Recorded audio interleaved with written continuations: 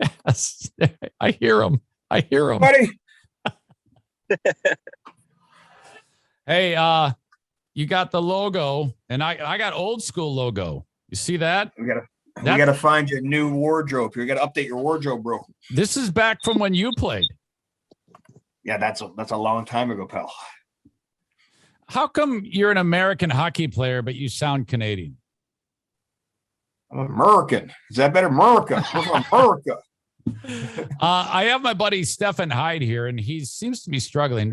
Would you just sit still? Can you just sit still, Stefan? Here, let me do this. Yeah, I like that better. All you got to do is sit there and talk hockey with Coach here,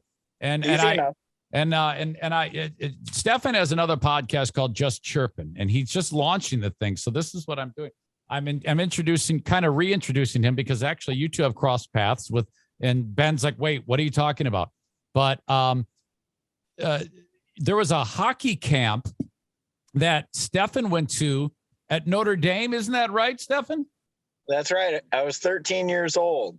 Whoa. We're dating me now? What the? Notre Dame hockey. Yeah, we used to love those. And so I was obviously in school still, right? It was. Yeah, a lot back then. Yeah. That's awesome. Yeah, no, we had fun at that. Had fun at the kid. Hopefully, had fun. Or you can let's give you an email you can send complaints to. Right. There's statute of limitations on complaints and refunds. Yeah, right. What was because you didn't tell me what it was. You said there was just some hilarious moments that you remember from that, right, Stefan? Oh yeah. So we're 13-year-old kids, and you guys are working us pretty good doing wall sits and all kinds of different things. This poor kid shows up to the hockey camp, and he's wearing a Georgia Tech baseball cap. Uh-huh. And Ben immediately jumps all over him, calling him a meathead, this and that. And the poor kid was called Bumblebee Tuna that entire week in South Bend. Yeah, you can't wear that on Notre Dame sacred ground, man. You can't do that. Any memory of this? Of you heckling him? Me? Oh, I used to chirp kids all the time. Made me feel better about myself. No, we had fun. Like, honestly, it was fun. It was in the summer, so the campus is a little bit more quiet, little liveliness with all kinds of different camps going on, a little bit of action there. You got paid a little bit of money, and it was, it was just fun. It was a good time. A little change of pace in the summer. Did you violate NCAA rules by admitting that right now? Did that just happen? Oh, we can get paid money for working a hockey camp. For sure we can. I didn't know that. I thought yeah. Let's be clear. When I say it wasn't a lot of money. But in college, it seemed like a lot of money. It's not like I was making my NIL or name and likeliness and image stuff because the name, the likeness, and the image is not too profitable. So, I've really been enjoying watching you progress as a coach in the league and, kind of finding your way. And you're in a really great organization that really loves cultivating the coaching staff. And you guys are a extremely important, valuable asset to the NHL team. This is really fantastic. Not every team has this type of setup where at a moment's notice, you can be there to help these guys out. Like you had to just recently. You coached the Red Wings not long ago. Yeah, no, it was fun. Obviously a great experience, but it's a fantastic job. We value our jobs. We love our jobs here. Our staff is fantastic. We have a lot of fun with these players. We understand that these players are going to take their lumps. They're going to have their failures, but at the same time too, they're going to get back up. They're going to dust themselves off. They're going to improve. They're going to get better. And hopefully we get to tell them that they get to achieve their boyhood dream. And when the opportunity presents themselves, they get to go play in the National Hockey League. So that's, at the end of the day, that's one of the biggest thrills of our jobs is to be able to tell these guys that they're going up. I'm going to bring Jay in from Just Chirpin in a second here, but, okay, with you're going there. So you're the one who's maybe a little uncomfortable fish out of water. How did you approach this? That's for me, that sounds like a very nerve-wracking scenario. Yeah, well, it's exciting. As a coach, you're not thinking in the middle of a season you're going to get recalled or called up. Just that happens to players. So Jeff was great. Doug Huda was fantastic. Kriegs came up with me. So there's familiarity there. And we've known these guys. We've been in the same organization for quite a long time. Blash's three biggest strengths are probably his communication skills, his preparation, and his hair. Between all three of those, it was easy to step in there and do it for a game. And so he had his game plan. Doug Huda was in charge of all the other meetings and stuff. Obviously, he's been there for a long time, and I think that his message resonated a heck of a lot deeper than some new guy coming in for a game or two. And that's Doug's team. So I think between the three of us, we managed as best we could, and Jeff was behind the scenes, seeing what he could see through video. And at the end of the day, we got through it, had fun doing it, and the guys actually start out slow but finish strong and end up getting 2 big points for that organization, for that team. Jason from Just Chirpin joins us. First of all, Jason, thank you for being part of this show. Now, what you have here is 4 beer league / men's league guys. So, I mean, that's perfect, who talk hockey and they know a hell of a lot more about it than I do. Okay. So this is a combination of 4 people who play the game, love the game, talk about it on a podcast, working with me. So that's awesome. So, Jason, what do you have for Coach Simon? Hey, by the way, I just want to say thank you for having us on. Oh, pleasure's mine. Pleasure's mine. Absolutely. You described it best when you said it's like the poverty version of Spittin' Chicklets. I mean, look at us. We're both in our work van, sitting here all excited, all stoked to talk to somebody, with such a big name. So, yeah, I'll just jump right in. I'm not gonna lie. If you listen to the podcast, I play hockey. I love the game, but not much of a follower and things like that. That's actually what earned Stefan a spot on the show, was that his knowledge. So I had to Google you today a little bit to get some. What a terrible start! And what a horrible start.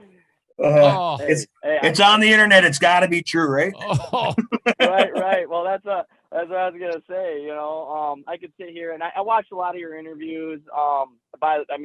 Just by that alone, I like you already. Obviously, one hockey player to the other, I think that we have a kinship on our own. But I was just gonna. Eric kind of, I don't want to say stole my win there, but you get called up. I mean, that experience had to be awesome. I can imagine.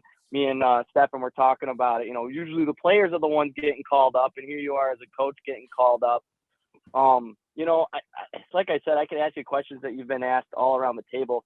Yeah, I found something you said in a quote about, what hockey is to you and how much you love it and all that. And you said, I don't identify who I am around the game of hockey, though almost all of your memories that you have in life, good and bad, are around hockey. You've been quoted, kind of coined as a grinder player. And that's kind of, what you look for in your guys is guys that are willing to work really hard and grind it out. A question that I wanted to ask you that I think kind of gets overlooked is, you obviously played in the professional hockey league, something that almost every hockey player dreams of and doesn't reach. Is there a moment where you were on the ice with one of your idols that you just will never forget for the rest of your life that you'd like to share? There are quite a few. And I've been around the game of hockey since I've been 5 years old, and growing up through, different experiences through the game, and a lot of applicable life lessons through the game of hockey, through the sport. A lot of great ones, a lot of disappointments, but, probably, and you've got big milestones throughout your career, but I think probably one thing that really sticks out for me was my first NHL game. And it was in playing for Atlanta against the Washington Capitals. And it was a D-zone face-off. Bob Hartley puts our line out there. My parents and brothers were all there. It was awesome. They flew them out there first shift. So they fourth line grinder, D-zone face-off. We throw the fourth line out there, which is our line. And so, of course, Washington has the last change. So Washington puts out their top line. Here comes Adam Oates. And I don't know if you've ever seen Adam Oates' stick blade. His stick blade is maybe 8 inches, smaller stick blade. I used to love the Boston Bruins, Adam Oates, Cam Neely, Ray Bork. Love those guys. So my first face-off was against Adam Oates, stick down, didn't even come remotely close to touching the puck. He snaps it back to go D to D, shot, change. Great scoring chance. Bob Hartley, change it up. So my first shift lasted maybe a total of 4.5 seconds, lost the face up, but I got to play against a guy. Oh, that's Adam Oates. So it was pretty cool. And then actually another game that was pretty cool to be part of that same year in Atlanta was a New Year's Eve game in Detroit. And I was playing against Atlanta. It was just being out in warmups. You're sitting there stretching there. Hall of Famers going around that. So if you look at the roster, it was just all-star after all-star after all-star. And it ended up being I think we lost the game 7-6 in overtime or something, but it was a packed Joe Louis Arena. It was just really cool to be a part of. And you remember like just the excitement, and, I probably didn't play all that much, but it was a pretty cool experience just to be a part of. That is excellent, Jason. Absolutely. Excellent work. Stefan, what do you got for Coach? I want to know what's going on. You got a couple of days off. You play on New Year's Eve, and you got a home and home with Milwaukee. How does the transition work? Do you guys leave right from the rink and jump on a bus and go to Milwaukee, or where are we partying at? So you want to talk about grinding in the American League. This is the American Hockey League at its best. We have we're at a Christmas break. We come back. We and obviously we're supposed to play on Monday. That our game was postponed, and so we practiced Monday, Tuesday, Wednesday, Thursday. We'll play Friday. Jump on a bus, have a quick bite here. They do a great job. Our catering company here, Jeff Dubin and his crew, give us a nice meal. We jump on the bus to Milwaukee. We'll get there at it's a 6:00 game. So typically it's a 7:00 game. We'll get to Milwaukee 1:00, 2 in the morning, have an optional skate in the morning in Milwaukee, another 6:00 game, pack up the stuff, have a meal at the rink, pack our circus up, jump on the bus and head down to Chicago, play a 3:00 game in Chicago, play that game, eat at the arena, jump on the bus back in GR by 10. Holy moly. So it's a grind. Then, we got 6 games and 9 nights coming up, and it's, that's half the fun is you got to love the grind. You got to love you just have to love putting the work in, and it's tiring, but this is why you take advantage of times in the summer. This is the fun. It's hard, but it's fun. Are you reminding them constantly that whole mentality about, lunch pail mentality, blue collar, this is work. If this was easy, it'd be basketball, all that sort of, kind of like reminding them that this is to keep them focused. Cause I imagine sometimes, especially with young players, that it's hard, it is hard, but at the end of the day, whenever they ask me there when I played, or when, sometimes our players are getting frustrated, it's like, what do you do for a living?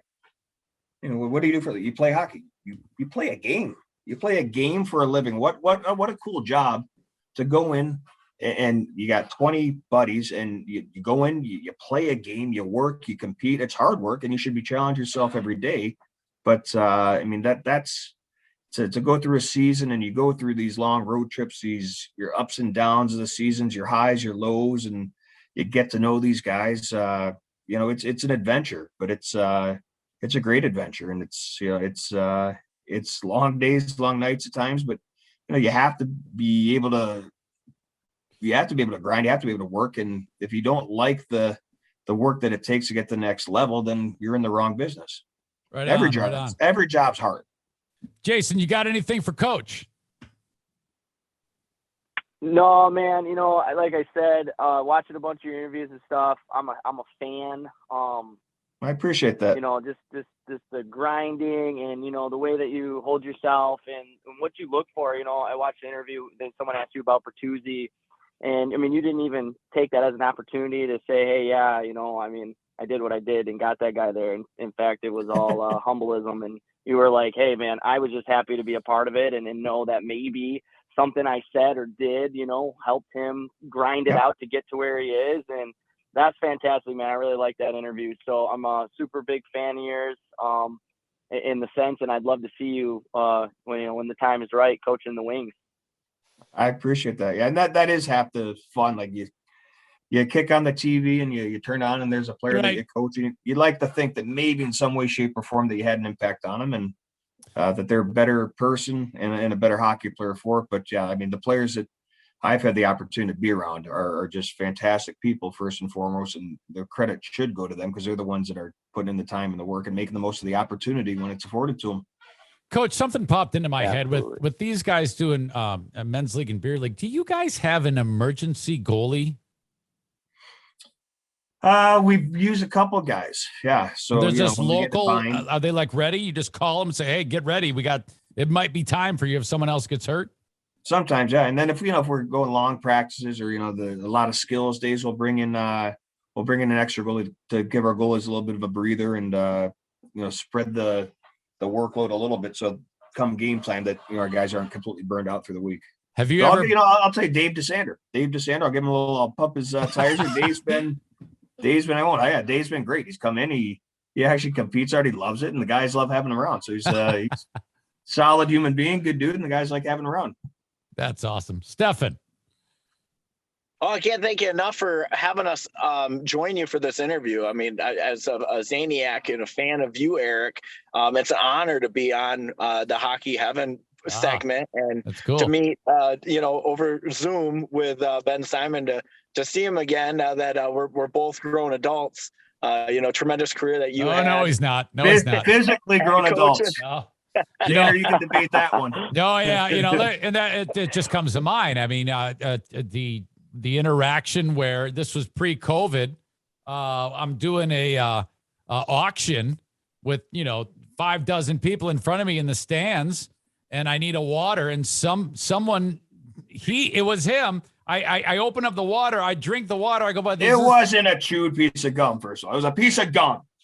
No, and then he gets sick, and he's gonna blame me for his. He got look me. What you're doing, man. You got to look what you're doing. This grease ball was infected with some disease, and he got. All right.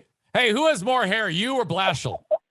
Right now, I do probably here, but I gotta get my life together this afternoon, mix and a shave, and get ready for the weekend. Okay, so New Year's Eve, you guys won't be able to celebrate. It's kind of like you play the hockey game and off, like you said. Yeah, well, that's our job. So you do miss out on some New Year's Eve. Maybe your Christmas break isn't as great or as long as you think, but it's the best job in the world. So you do miss out on some little things, but in the long run, and I wouldn't change it for anything in the world. I love the atmosphere at the games. The hockey team gives me carte blanche to be able to do various nuanced things when the play stops, and I love watching the bench, looking for reactions from players on things. Is there anything that stands out that I can get from my knowledge that you hear me do? Because I sometimes wonder if anybody's even listening. Oh, we're listening. Yeah, we can hear your little, and there's a delay in the game and you're chirping the guy. Oh, good hustle, Charlie hustle, love the hustle. No, we hear it, but we can't get too distracted. I can give you grief after the fact. But no, I think all in all, like our hockey business side of things and the show within the show and the team behind our team is it's tops in the American League, and we've got a great building here. The people that put the time in to get the fans and to put the show on for our great fans here is great. New Year's Eve is one of the best games, best environments to be a part of here, and it should be a lot of fun. You've been watching World Juniors, watching Donovan Sabrango? I have, yeah. I got my USA hockey right here, buddy. Canada beat Austria, so that was big. And Donovan got a goal in game one. If you saw that, he was trailing the play. It was a great-looking goal.